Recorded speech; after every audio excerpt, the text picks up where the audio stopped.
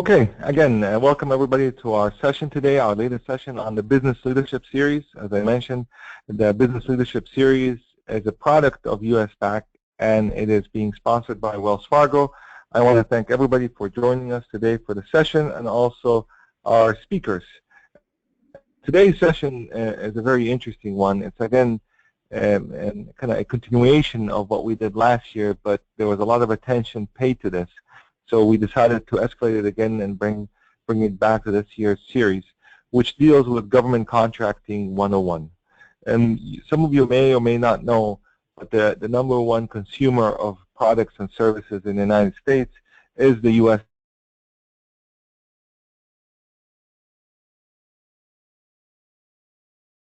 programs. And they put aside about 20% of their annual products and services procurements for small, minority, and disadvantaged businesses. So they have an overall kind of strategy on how to promote and bring in everybody possible so they can buy their services and products. And so how do you take part of all of this? You know, how do you get into the action? And what does it take to do it? And I don't think the U.S. government is giving money away. I think they have a very rigorous and very competitive process in which they select the vendors and the suppliers for their products, but yet understanding that they also are looking at minorities and disadvantaged businesses to give them some of this business. It does not mean that you're going to get it for free or you're not going to compete.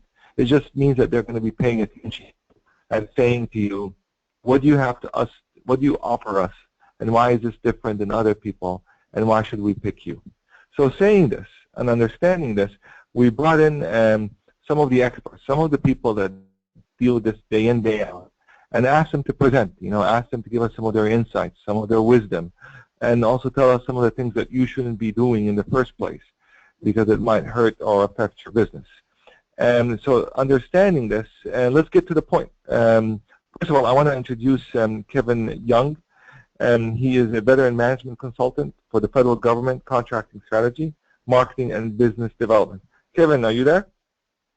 Yes, I am. Thank you very much, and good afternoon, everyone. I'm ask you to move this slide, please, Michael.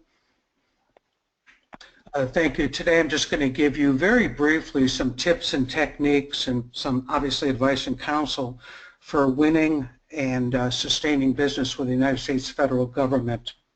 The presentation will be available to you, obviously, on the website, and I'm happy to have any deeper dives with you down the road. Slide, please. My background is really a testament to me being old, but I've been in this market for a long time. I've been in the government market since Bush 41, and I've served in VP roles with federal contractors, and right now I'm doing a fair amount of management consulting with small and mid-sized businesses. And my pedigree, if you probably see here, was IBM, Unisys, and SAIC. And nights and weekends, I have the privilege of being an adjunct professor over at George Mason undergraduate, graduate, MBA program. Slide, please. Some of my contractor clients are on the left. The large ones such as Boeing, which is number 3 in the world, to some small and startups that have not yet made a brand or name for themselves. And on the right would be some of the government clients I've had the privilege of working with over the years. Slide, please. Mark Amtower is one of the authors and speakers, and he's on Federal News Radio, and he was kind enough to tip his hat to the work I've been doing in the federal contracting consulting world. Slide, please. So let's talk about the U.S. federal government. Next slide, please, Mike. The first fact is there are more than 500,000, some people think closer to 700,000 companies of all sizes and shapes and disciplines and classifications registered to do business with the U.S. federal government. And by registered, that means that they are in SAM, the System for Award Management. Next slide, please. As mentioned by our host, the government does spend $3.5 trillion a year on people, on programs, products, and services, everything from the F-35 Joint Tactical Striker that is being built by Lockheed, to just buying toner for one of their offices in one of their cities. It is by far the largest market in the world. The federal government is so big that if you just pulled out the Department of Interior, which is about an $18.5 billion department under the executive branch, that would be in the Fortune 80 in terms of how much money they spend and also how much money they take in. DOI is one of the few government entities that's actually profitable because they sell drilling and fracking rights and such. Next slide, please.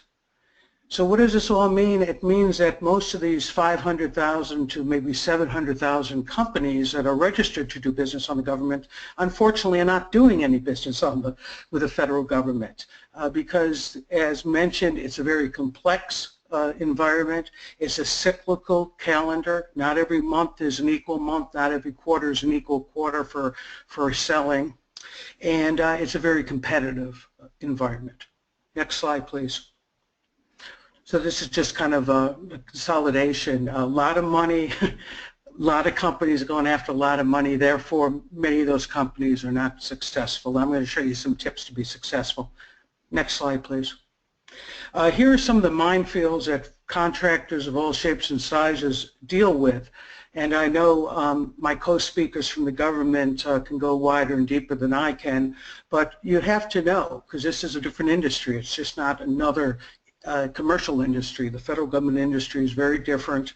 You've got contracting, you have procurement cycles, you have the fact that contract awards are slipped into other months or quarters or sometimes because of funding years. Most of the large contracts, even some of the medium-sized contracts now are being protested. So you have to take into account that if you win, you still have to fight for that win. You have FAR requirements, obviously. You have CAS requirements. You have timekeeping and labor requirements. If you're in a security environment, you not only have to have individual, but you have to have facility clearances and processes and obviously go through audits. And you have to be ethical, and you have to be legal, and you have to follow all regulatory compliances. So there's a lot of nuances to the government. Next slide, please. Getting back to Mark Amtower in his third book, Selling to the Government, you can probably get it on Amazon. It's a Wiley publication.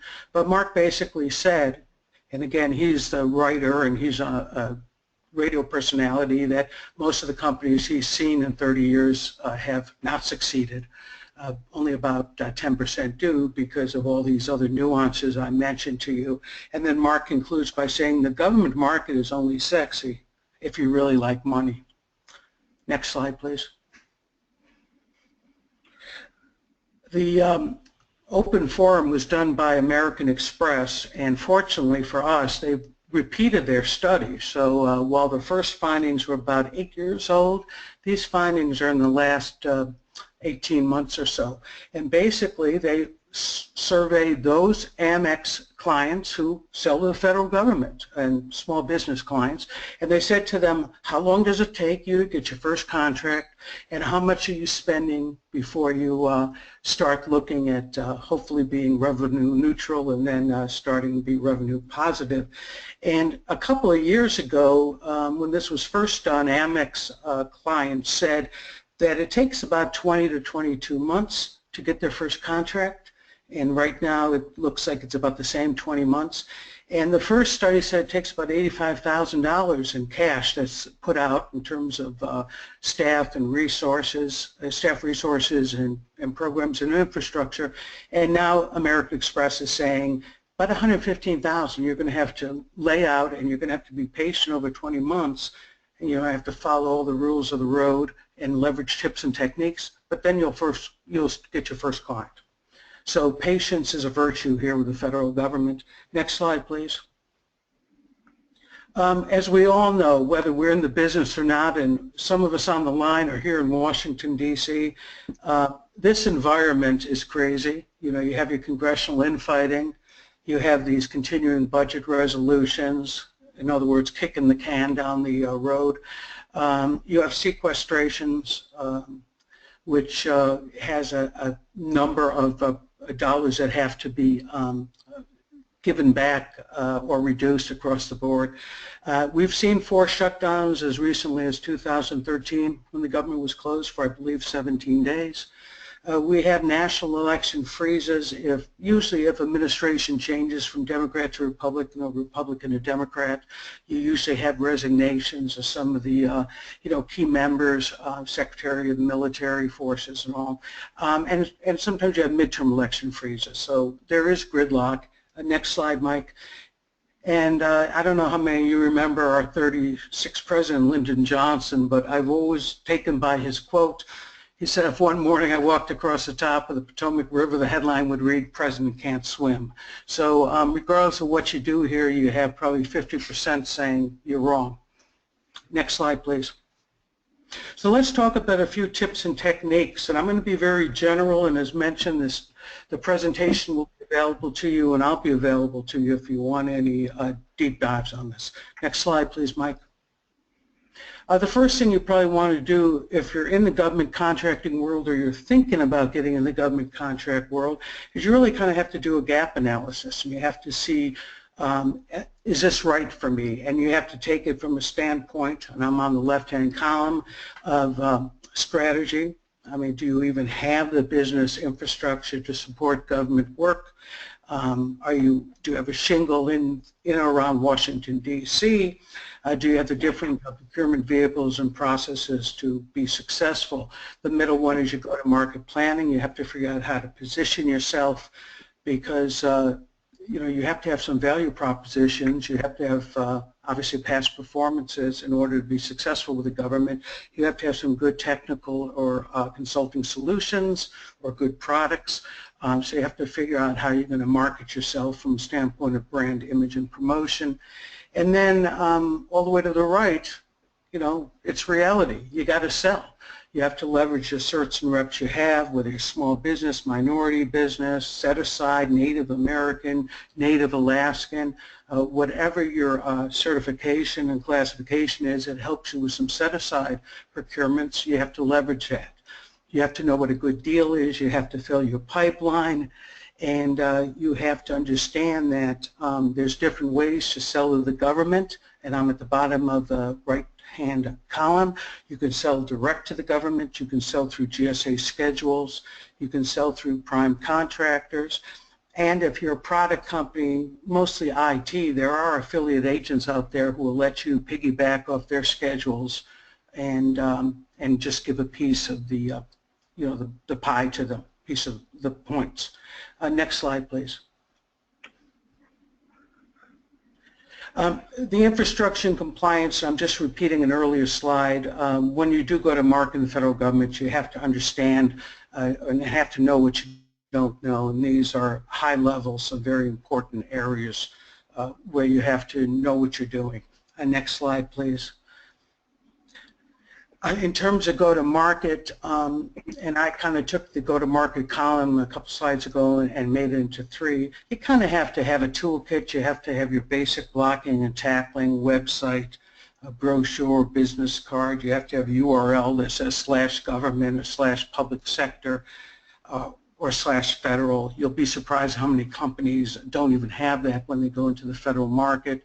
You want to have a good PowerPoint, and you want to have your credentials and your capabilities, your value propositions, and your differentiators all baked into those, and obviously also in your proposal boilerplate. In the middle, the associations and organizations is a myriad of these. These just focus on some of the high-level military and aerospace ones. And all the way on the right are some of the key media outlets, print, broadcast, and social media in town. Next slide. This is just an illustration of someone who's doing business with the Department of Defense. As I mentioned, go direct through schedules, through primes, or through affiliate agents. 2 of them are Caresoft Technology and Imix Group. Again, if you want to talk to me about any of these, I'm happy to do that. And on the bottom is just a representation. You not only have your DOD, but you have Army, Navy, Air Force, and you have Marines, and you have, of course, the Coast Guard. Next slide, please. And by the way, the Coast Guard is now Department of Homeland Security, but I just put that out there as an armed services.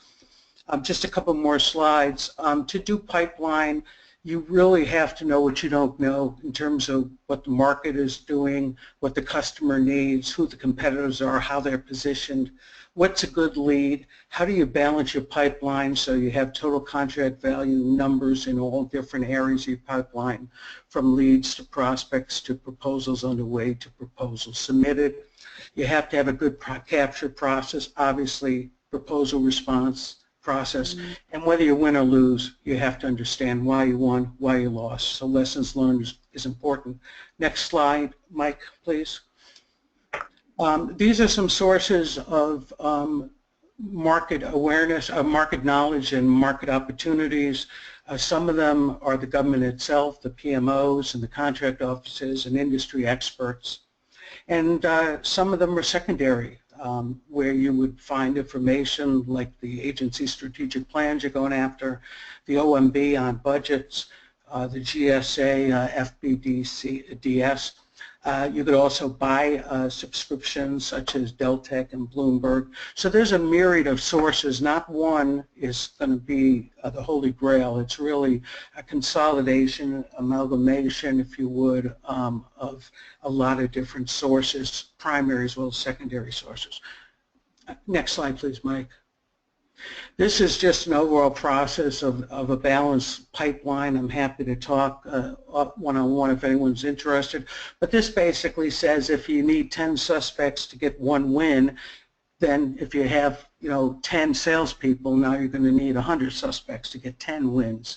And it just basically says you have to keep filling the funnel. Suspects drop off, some of them become leads, some drop off, some become prospects, and all the way down the pipeline, you just have to make sure you're filling it enough. Slide, please, Mike. This is a lot of dense material, but this basically is a best practice for how companies go after leads, all the way from identifying them to capture strategy, all the way to proposal and post-submit.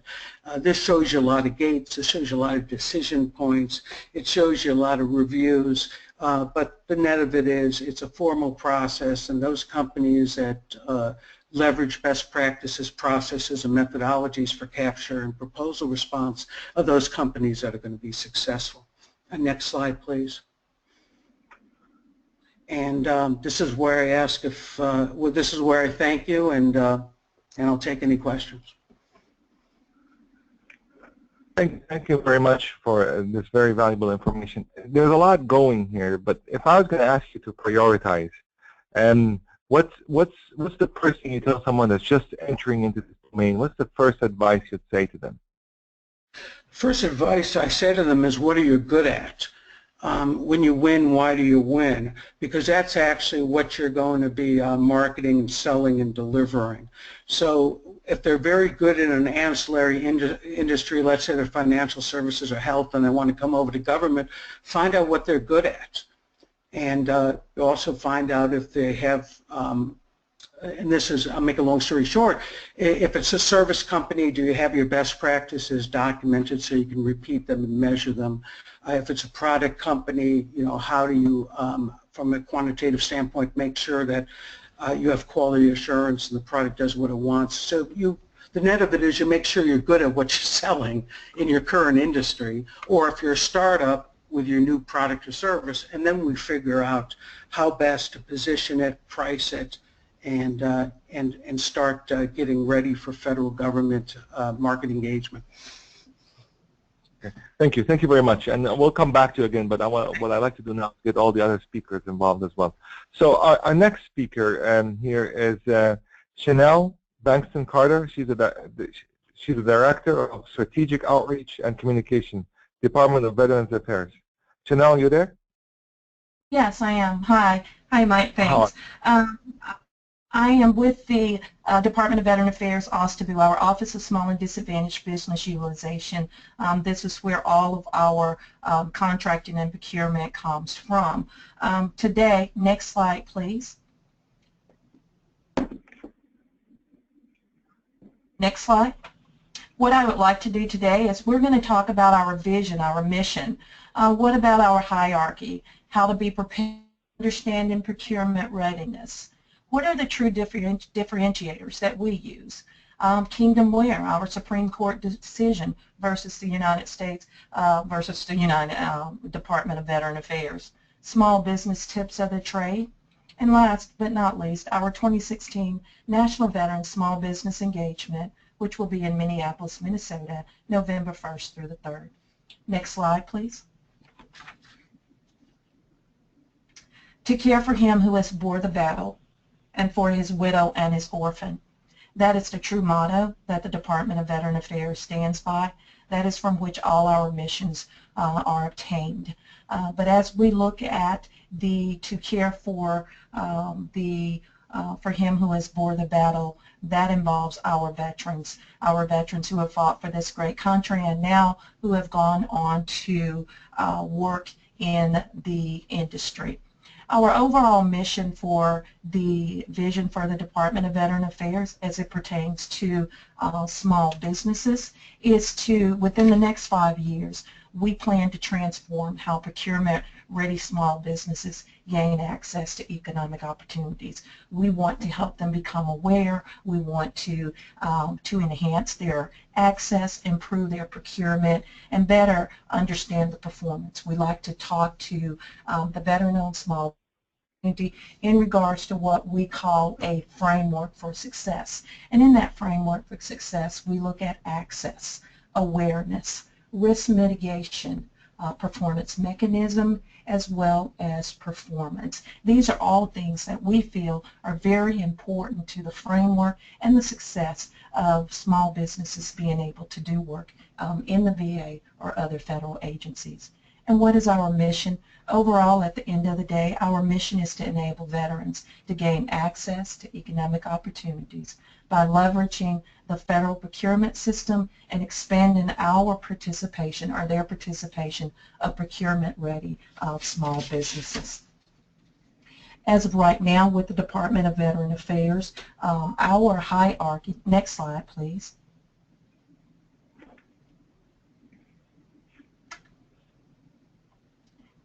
according to Public Law 109-461, VA in 2006, a new procurement hierarchy within VA was created, which places priority with our service-disabled veteran-owned small businesses and then our veteran-owned small businesses. As it pertains to our overall hierarchy and how we do business with the VA, if you are a service-disabled veteran-owned small business, you have our priority. Next is followed by veteran-owned small business. Then we have our small disadvantaged business, AA, women-owned small business, and our hub zones. So we do place a priority on the veterans community. Yes, we're vet first, not vet only, but our priority is to the veteran-owned small business community. As a result of that, we also are the only federal agency that has a verification program. Our verification program was designed to ensure that our veteran-owned small businesses are capable and aware to do the job. We look at eligibility, we look at control. With our verification program that we have, as I said, it's the only verification program that is in the federal government. But we have also have noticed an upkeep or an increase in our federal agencies as well as commercial partners wanting to know about our verification because they want verified firms that are capable, willing, and able to do work not only with the VA but with other agencies. Our social economical goals as it pertains to service disabled, our VA goal is 10%. Our veteran-owned is 12%. Our small disadvantaged is 5%, women is 5%, and our hub zone is 3%. If you would go to the next slide, please. The one thing that we like to say, bottom line up front, the key to success is being prepared. Do your homework. Do your homework, and you need to know who you want to do business with. After you identify who you want to do business with, then you need to know what they are buying. Take that time, because when you get the opportunity to meet with the person that is doing the buying, you want to make sure that you've done your homework. and be able to effectively communicate what you are selling. There is nothing that will help you more in this industry than to be prepared.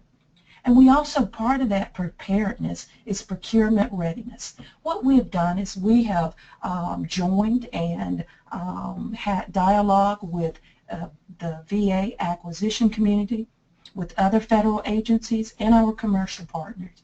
And we've said, we know that in each of these lanes, that there are different things that you do or you consider a small business must have in order to do business with you.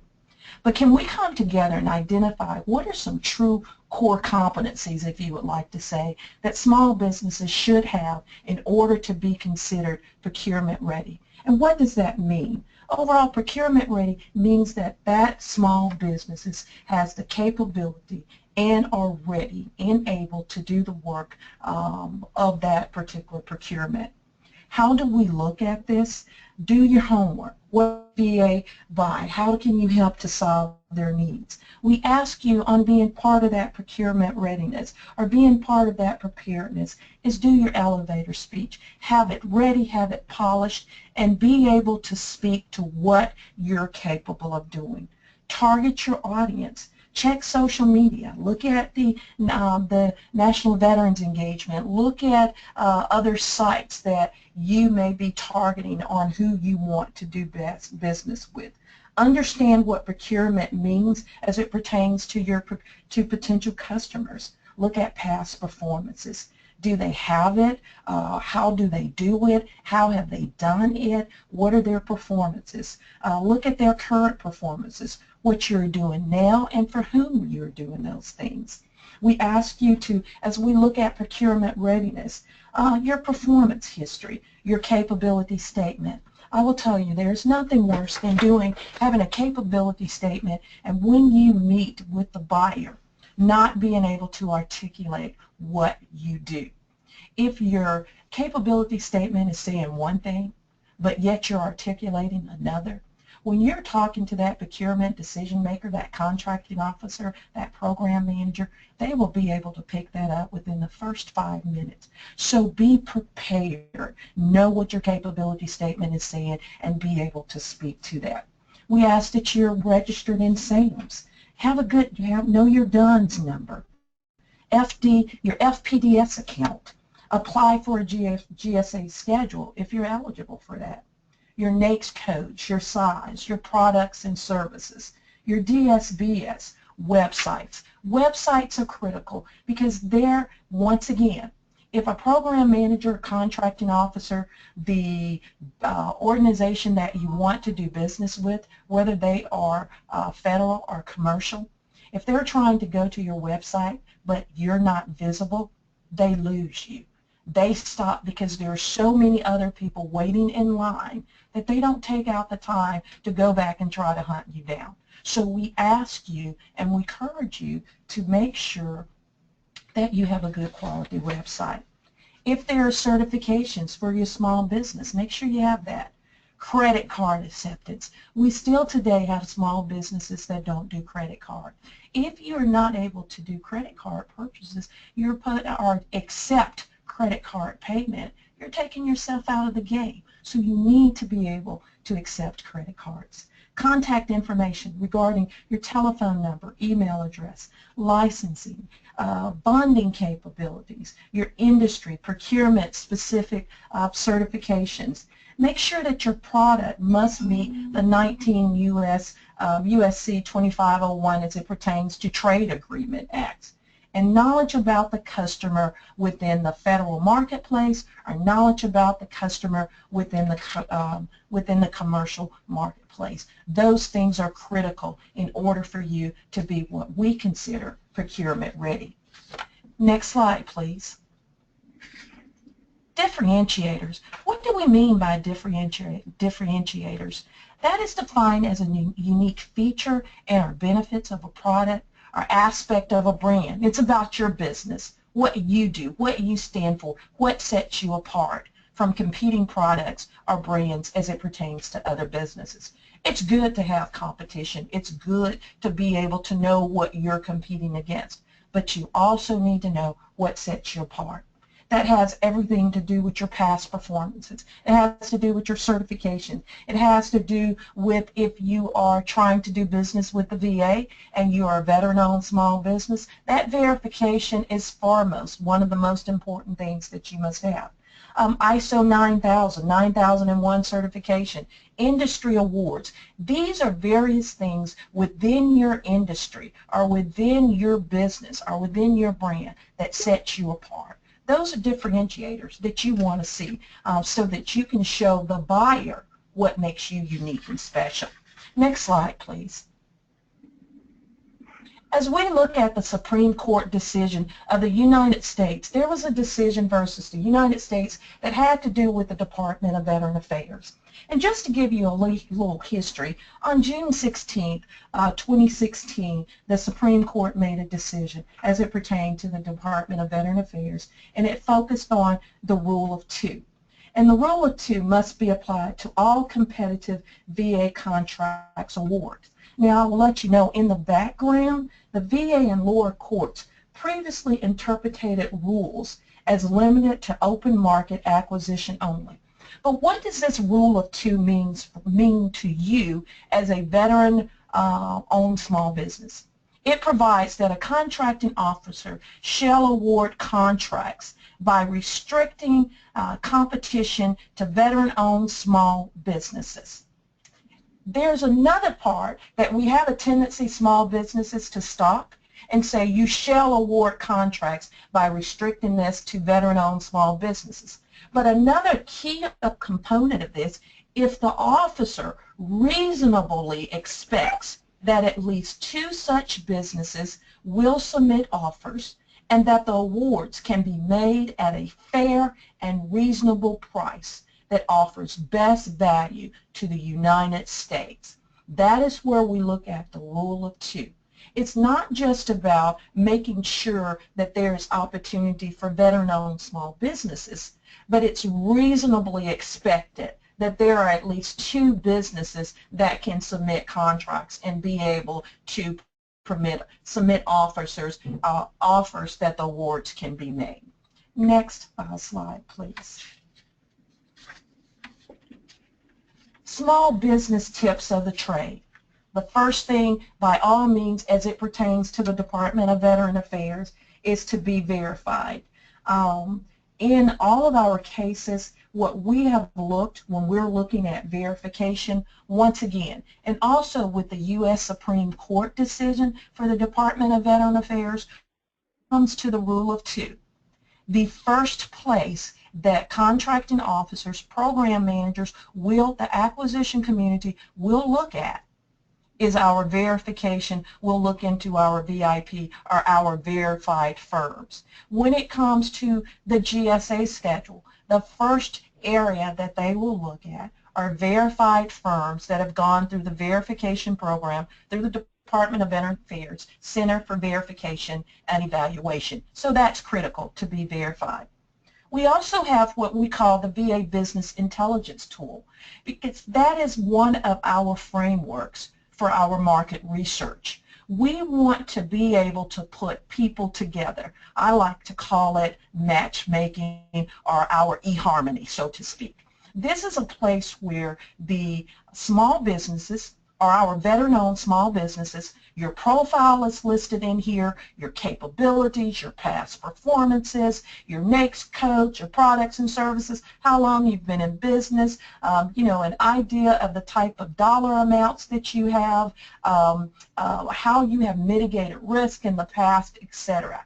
That is being coupled with every contracting officer, program manager, and management specialist that we have in the Department of Veteran Affairs. They're listed in there with their profile. So at the end of the day, you're talking about a relationship that's being made. So it's not for, let's say, our National Veterans Engagement, Direct Access event, industry days. It could be any time that the VA has requirements for some procurements out there that they can look into the VA bid intelligence tool, and they could contact you. because all of your information, your capabilities, where they can look and see if you are capable of meeting their requirements are there. So it's a relationship, and you will then be buzzed or dinged, so to speak, to let you know. The last thing we like to talk about business tips is the website. Understanding about the website with Bright Cloud. Bright Cloud is the website or the platform that we use to get behind the firewall. If you're trying to do business with VA, we tell you to make sure that you have Bright Cloud and that you understand that, because at the end of the day, in order for you to be visible to us, we need to be able to see you. Next slide, please. Our 2016 National Veteran Small Business Engagement. At this event, we are bringing approximately 350 people from the acquisition community within VA.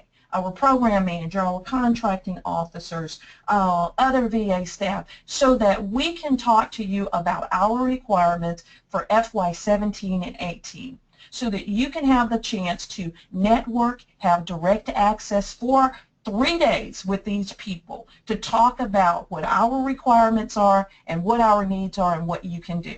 We also have approximately 19 other federal agencies that are participating, 170 corporate partners that are participating, because you want to have a diverse portfolio. And this is an opportunity for you to have everybody under one roof in Minneapolis, Minnesota from November 1st through the 3rd in order to have that opportunity to direct connect and have opportunities to learn about requirements. So you need to be there to build relationships, to maximize proposal for opportunities, to compete for awards, and demonstrate your business capabilities to meet the mission and the need. Our last page, we're going to provide to you resources. Learn about the VA. Learn about VA OSDBU and what we have. We provide education and training on helping you get procurement ready, our events, our calendar of events, how that you can have opportunities to learn about requirements that we have throughout the year and be actively engaged. Understand our public law. What is our Vet First contracting program and verification? And last but not least, the National Veterans Engagement. We ask that you download a copy of our Doing Business with VA and our Procurement Readiness Reference Guide. It is a wealth of information, and it is a framework and tool for you to be successful in doing work with the Department of Veteran Affairs. Thank you for your time, and I will take any questions you may have. Thank you. Thank you very much for this. A lot of information I have to tell you. A lot of information, but there's a lot of energy behind it, which makes it kind of compelling. But here's my question to you. If I ask the same question as I asked your other colleague here, what would you tell someone right from the beginning when they approach you? What's the number one thing that you insist on telling them, you need to do this or you need to watch for this? What will it be? The first thing I will say is be prepared. There is nothing more important for a small business owner that when they have the opportunity to meet with a person that they're interested in, do your homework. Know who you want to do business with. Research them the same way you would if you were going to compete for a job. So when you talk to them, you can speak their language. You can tell them, I know what you're doing, but here's what you're doing is good, but I also have a way that I would like to present to you that could help you move it even further down the line. And then be able to speak the language and provide to them what your capabilities are. There's nothing better than being prepared. Great, thank you. Thank you so much. Our last speaker is Wes Bennett, Division Director for Services Contracting with DARPA. Wes, you there? Yes, I'm here. Great, thank you for joining us. All right, the floor is yours. All right, good afternoon, everybody. As I was introduced, my name is Wes Bennett. I'm the Services Division Director at DARPA. Essentially, that means I buy the kind of the non-sexy here at DARPA. But don't worry, have no fear. I will talk about that as well. I realized as I was going through this presentation right before I came on that I never actually spelled out DARPA. So I want to make sure that everybody understands what it stands for. Is Defense Advanced Research Projects Agency. And we're a little bit different than your traditional government contracting offices. So If we go to the next slide, I'll talk a little bit more about that. So to understand how to do business with DARPA, first you kind of got to understand our mission and what our technical offices are and what we do, and then I'll go into more specifics about how we buy both R&D and services, the things that we look for in a company, and then some of the getting started, although I won't cover that in too much detail because I think my former colleagues talked about most of that information. So next slide. DARPA's mission is basically to come up with breakthrough technologies for national security. We were formed shortly after Sputnik to make sure that no other foreign governments or entities would surprise our government in the future. Some of the things that we've done that you may be aware of is precision guidance. The internet started as ARPANET, stealth technology. So we're not interested in doing incremental changes to technology. It's got to be a transformational change, something that changes the way that everybody does business, or the way that the Defense Department will be able to do business and or strategically surprise our enemies. The way we do that is we have a wealth of performers that we pull from. It's just not the regular DoD government contractor. We very much want small businesses, university, academia. So we pull from a vast pool of different experts to do work here at DARPA. If we go to the next slide. Here's the idea of the technical offices that we have here at DARPA. As a contracting officer, I'm not nearly smart enough to really explain what all the things that they do. I do have a couple examples to try to give you some ideas of the different technology stacks that DARPA works in. For the Biological Technologies Office, some of the more recent things that they've done are mobile virus detection systems, where you can take some sort of blood or skin sample and figure out if somebody has Zika or some other virus with really just a handheld device. BTO has also done some recent groundbreaking stuff with prosthetics, where they can actually be controlled by the brain. So again, transformational stuff that just a couple years ago was unheard of. DSO, math, modeling, and design, I really don't understand any of that, so unfortunately I can't give you too many examples of that. I2O, some of the more recent things they've done are with computers and hacking. They just had the Cyber Grand Challenge, where they built a computer that was able to, on its own with some artificial intelligence, figure out how to block people from hacking into it. So there's some really groundbreaking and interesting stuff there. MTO, one of the things that they're working on right now, in fact you can probably find a solicitation on it, is the spectrum, trying to figure out how we share Wi-Fi and what sort of priorities it should have in it. And they actually have out on FedBizOps right now a solicitation that's asking for all non-typical performers, and they're looking to do an OT instead of another transaction instead of a regular FAR type contract, and we'll get into what that means a little bit more later. STO, I don't really have that. I think that's pretty self-explanatory. That's intelligence, surveillance, and reconnaissance type work. And then TTO, another recent idea that they've had, or success that they've had, is an autonomous unmanned vessel that essentially can go around by itself in the water for several hours and track enemy subs, or I guess friendly subs if we wanted it to. So that's kind of an idea of the technical office of what DARPA does.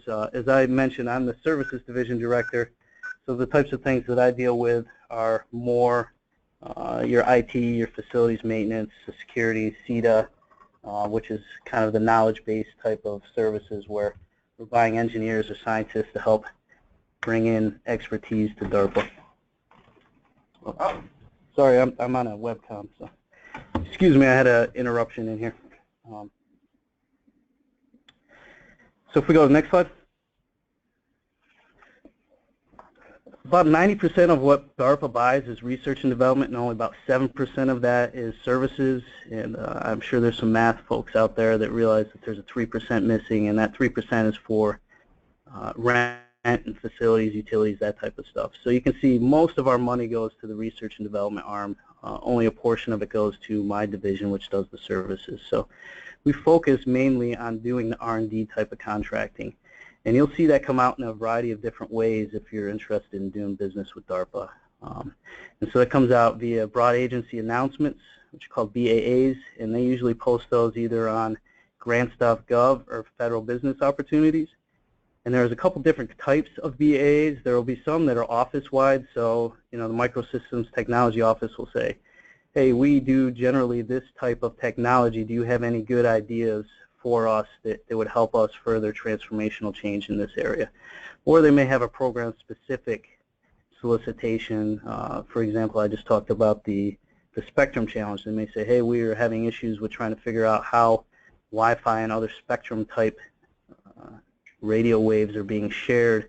Do you have any technological ideas on how we can transform technology in this area? So you see a couple different types of agency announcements that come open. The office-wide ones are typically open for the entire year, so at any point in time, if you have a good idea, you can find those office-wide BAs for the particular technology that you work in and apply through that. And the program-specific ones are really dependent on the program schedule and what they're trying to work towards. And then we also have small business innovative research or small business technology transfer. And those are opportunities for particular technology ideas that we send out through the SBIR website that you can see there at the bottom. And to be eligible for that, you have to be a small business under a certain size. If you go to the website, it'll tell you all the eligibility concerns. And then the small business technology transfer is teaming up with somebody in academia. So it's a small business and an academic institution that will team up, and there's a set of different technology thrusts, if you will, that are posted on there as well that DARPA is interested in exploring. The other 7% is the exciting, at least for me, services. And we do those very much like other defense agencies or the services where we'll go out for requests for proposals, or if we're using FAR Part 8, GSA, requests for quotes. Those will be posted on federal business opportunities. We, as much as possible, because we're a small office, try to leverage other contracts that are already out there. So we use GSA for a lot of our services, the federal supply schedules. We'll also use the GSA OASIS. For those who aren't familiar, that's an IDIQ FAR Part 16 contract that GSA has put together that has a multitude of contract types and services under it. It stands for One Acquisition Solution. And then we use some other avenues, some other ordering procedures. If we have some of our own IDIQ contracts in-house, then we use those as well. You can go next slide. What we look for in a company, if I take a step back, because of what DARPA does is so unique and so groundbreaking, we really want the best-in-class people here. Our PMs are literally at the top of their field, and they're only here for 3 to 5 years. And the idea behind that is DARPA wants fresh, unique, quick ideas, and if you can't get it done, then you're out of that. And so with that, the people that we put on contract for either services and R&D have to be at the best of their field as well. Otherwise, this idea of how DARPA works wouldn't work out. And so when we're looking for research and development contractors, we're looking for somebody that has the best technical solution. Again, as I said before, it's got to be revolutionary, not evolutionary, some sort of innovative concept, and it's got to be beyond the state of art. And we're looking for somebody to try to figure out how to do telepathic control or something.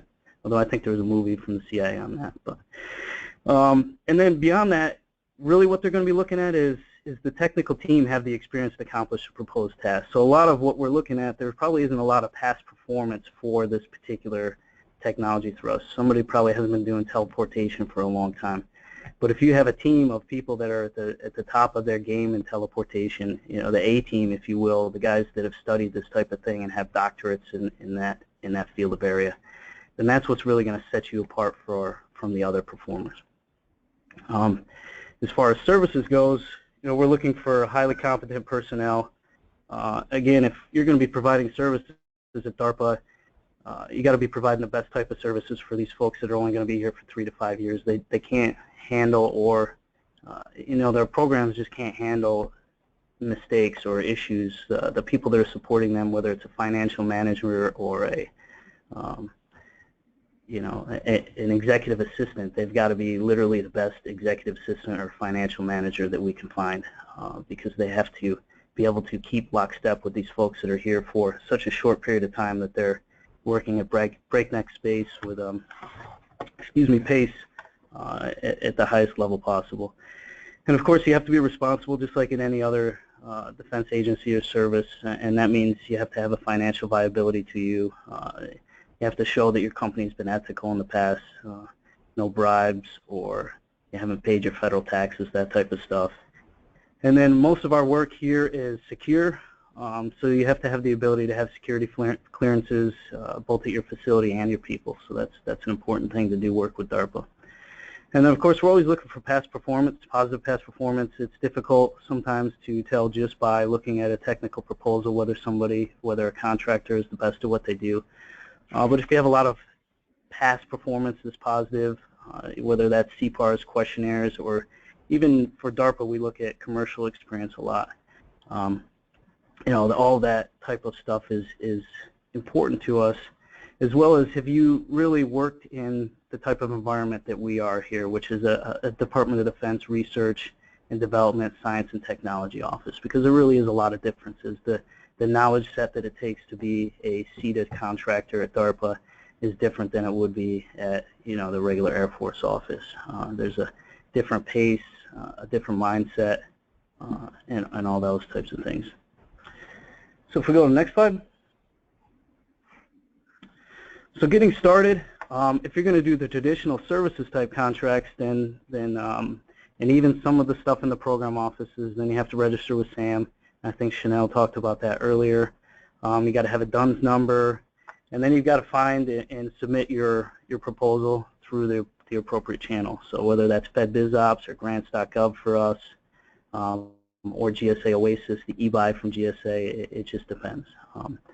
But if you're not a non-traditional performer and you're looking for some of the OTs or the grants that we do, again, those will be on grants.gov, and you don't necessarily have to have all of this if we're talking about a solicitation that is discussing finding non-traditional performers and using an other transaction instead of a contract.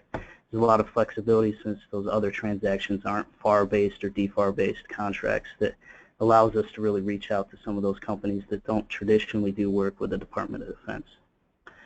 If you go to the next slide, I have a list of websites that could be helpful for your folks. Work with us at DARPA.mil, grants.gov, where most of our solicitations for R&D are posted, FPO, where all of our contract solicitations are posted that aren't done on GSA or through a different IDIQ. The cyber.defensebusiness.org, not only is DARPA's cyber opportunities posted on there, but so are all the other defense agency cyber opportunities and STTR opportunities. And then we've got SAM.gov and DMB.gov where you would have to register to do your traditional type of contracts with us. So with that, I think I'll open it up for questions. Thank you. Thank you very much. And again, I'm going to repeat the same question I asked the other two colleagues. If you meet someone and you have a couple of minutes with them and they ask you what they should do, what's the most important thing? What's the first thing and most important thing you tell them to do? What should they do?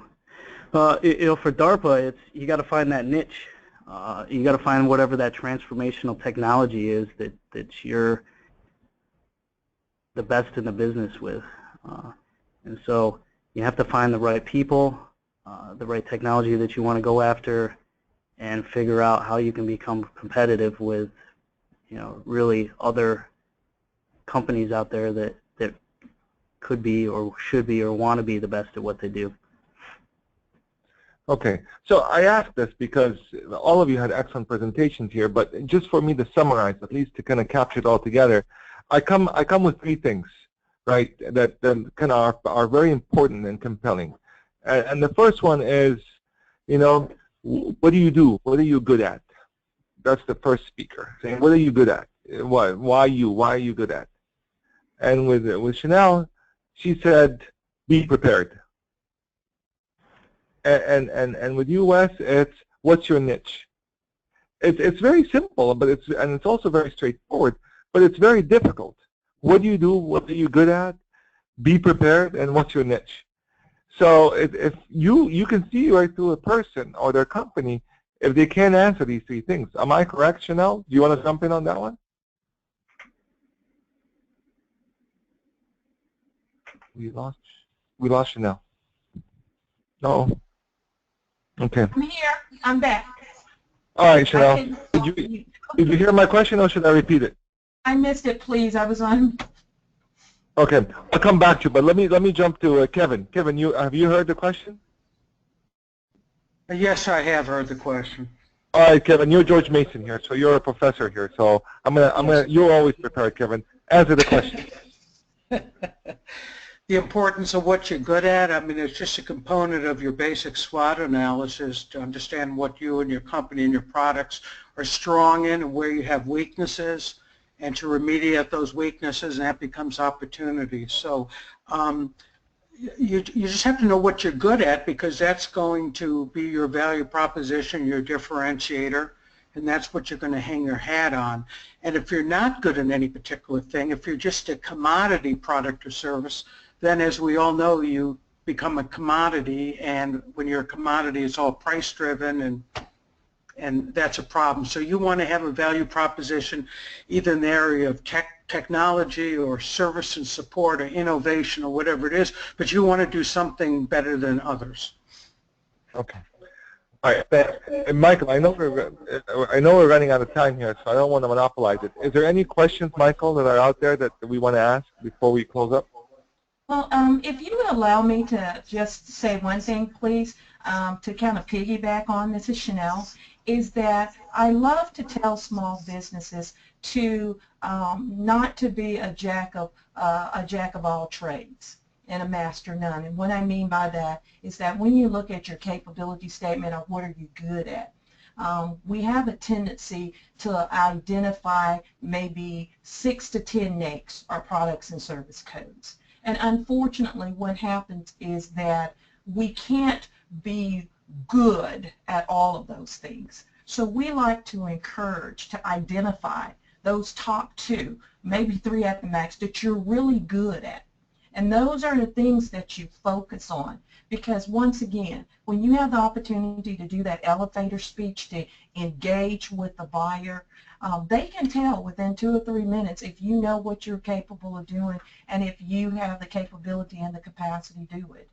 So it's important for you to speak to your strength, to be able to show what you are a master of or capable of doing, that you have the experience, the bandwidth, that you can surge, etc. And all of those things come back to that differentiator and being prepared.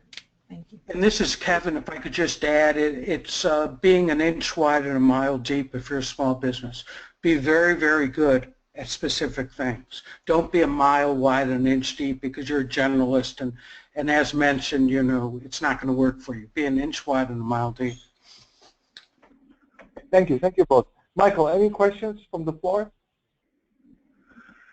Yes, we have one question from the audience. We are a woman and minority-owned staffing company which specializes in technical IT professionals. Most of our candidates don't have security clearance. Is that a deal breaker when dealing with the federal government?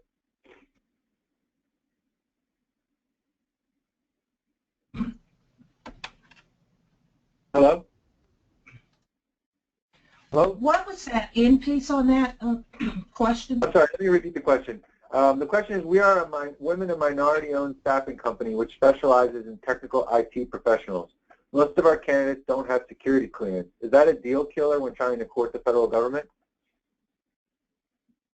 Well, I will tell you from our perspective at the VA, if that is written into that PWS, or is written into that solicitation that you need to have that, if you don't, that could be a deal breaker. It could be a killer.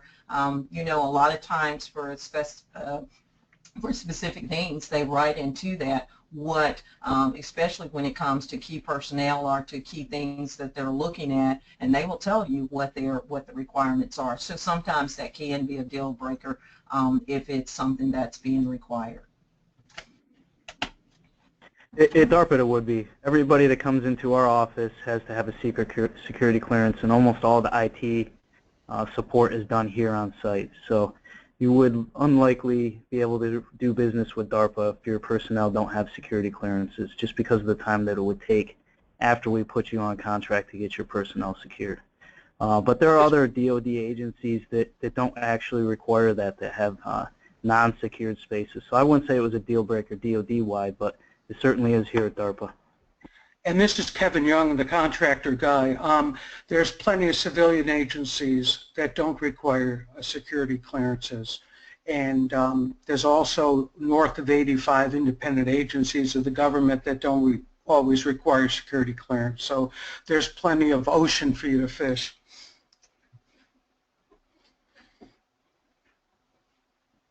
Michael, any other questions? We'll take one more question from the audience.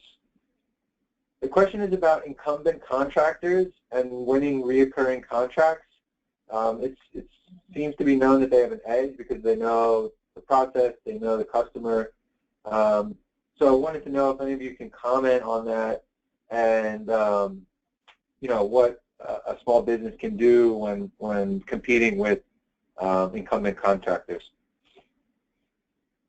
Mike, this is Chanel. We're in a unique situation here over at the Department of Veteran Affairs because, yes, when you talk about incumbents, but what has happened as a result in our compliance to the Supreme Court decision, some of our cases, some of our contracts were awarded to veteran-owned small businesses that are veteran-owned, but they are not verified.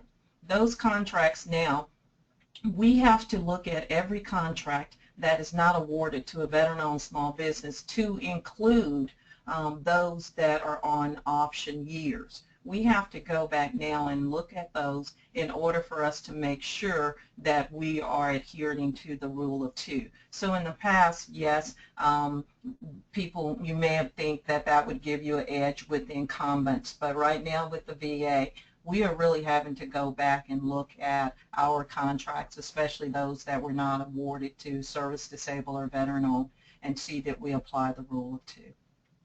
So if you are service disabled or veteran and verified, and you're interested in doing business, and you may think that a contract is going to incumbent, do your homework. If it's not a veteran-owned small business, or if it is, there's opportunity for it to compete now because of the rule of two. Thank you. Thank you, everyone. This has been a really excellent session. There's a lot of information there, but for the people that are attending the session, it helps them understand that this is not just kind of rolling the dice and see if something happens or not, or if something sticks or not. There's a science behind this. And the science is all the steps that you mentioned, but at the same time, there's an art to it. The art of how you approach, how you talk, how you prepare, how you present, how your website is prepared, and so on. So it's the combination of science and art makes you successful. Again, I go back to what I said. You know, you better be prepared. And you know, you better say why you're good at what you're doing. And also kind of what's your niche. What will make you stop and say, okay, let's engage further. And we appreciate all the time that you put forth and the slides that you prepared here. And on that note, I want to thank you all for being part of this session. Michael, do you want to talk about next session and what's it about before we close? Yes. The next session is titled Women in Business, Super Women. It will be hosted on November 1st, 2016 at 2 p.m. Eastern Time. The link to register is on the screen, or you can find it by going to the US PAC website under Programs, search for the Business Leadership Series. Again, we hope you can join us for the next session, and thank you to all the presenters and attendees for today's webinar. Thank you. Thank you, everyone. Thank you.